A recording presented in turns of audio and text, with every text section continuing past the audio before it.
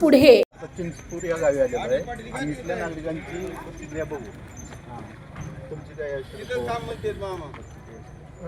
शरद रामदास पवार हे इथले भारतीय जनता पार्टीचे उमेदवार आहेत. त्या गावचे ते रहिवासी. ते ॲक्च्युली ते पुण्यामध्ये उद्योजक आहेत ते, पण एक 5-6 महिन्यापूर्वी इथं पूर आलता.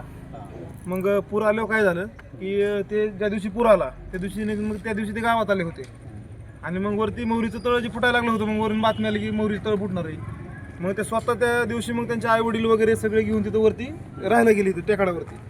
मग ती परिस्थिती त्यांनी स्वतः डोळ्याने इथं बघितली गावातली सगळी. मग त्यांना वाटलं की यार आपण काहीतरी गावासाठी केलं पाहिजे. मग त्या काळामध्ये त्यांनी मग पुण्याला जाऊन त्यांचा मित्रपरिवार जे काही त्यांचे सहकारी आहेत त्या सगळ्याच्या माध्यमातून इथे 1000-1500 किट त्या गावामध्ये आणले. म्हणजे अन्नपाणी असेल, काही गरजू वस्तू असतील, ब्लँकेट, शाळेचं साहित्य.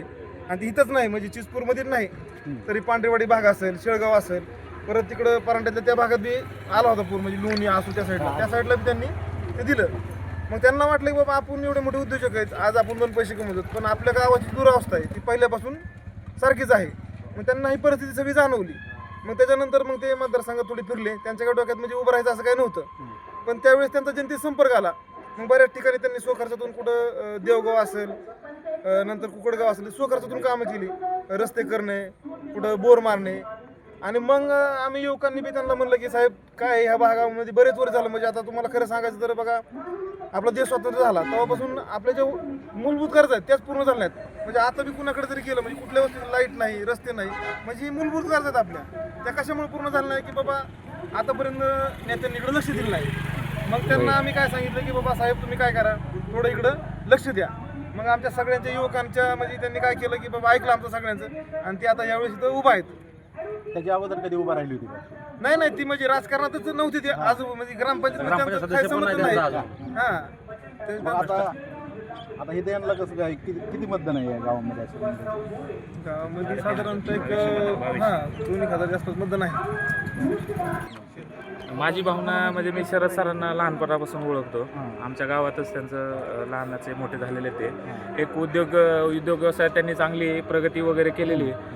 जसं आमच्या गावातल्या कार्यकर्त्यांची जशी भावना आहे तशीच आमची पण भावना आहे की बा त्या माणसानं एका उद्योगाचं म्हणजे यशस्वी झालं तर गावाची पण जी काही दयनीय अवस्था आहे त्या गावाला पण थोडं सुधारणा झाली पाहिजे, रस्ते चांगले झाले पाहिजे, लाईटीचा प्रश्न जो गावाचा आहे तो दूर झाला पाहिजे. ह्या भावनेतून ते राजकारणात आलेले आहेत. त्यांच्या घरात काही कुठल्याही प्रकारचा राजकारणाचा वारसा नाही आहे. मग आता या सर्कलमधनं त्यांना कशी काय? सर्कलमध्ये बघा आमच्या चिंचपूर गावचं एक 2200 वगैरे मतदान आहे, पण पूर्ण चिंचपूर सर्कल बघितलं तर 3500 मतदान आमच्या गावातलं आहे सर्कलचं. त्यातलं 100% त्यांना 90% रिस्पॉन्स हा जनतेचा आहे.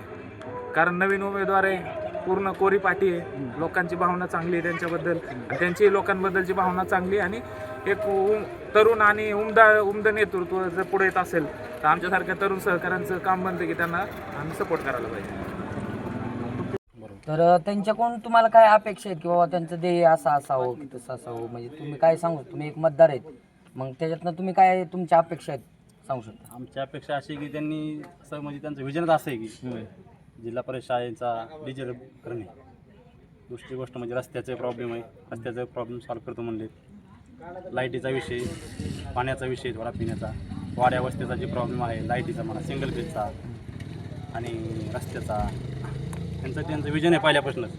आम्ही त्यांच्या मताचे सहमत आहेत. सगळा तरुण वर्ग त्यांच्या पाठीशी उभा आहे आणि पूर्ण त्यांना आमच्या गावातून सहकार्य 90% आहे. तुमच्या गावाचं नाव काय? आमच्या गावाचं नाव चिंचपूर बुद्रुक. आपल्या परिसरातील बातम्या पाहण्यासाठी चॅनलला सबस्क्राईब करा, व्हिडिओला लाईक करा आणि बेल आयकॉन दाबायला विसरू नका.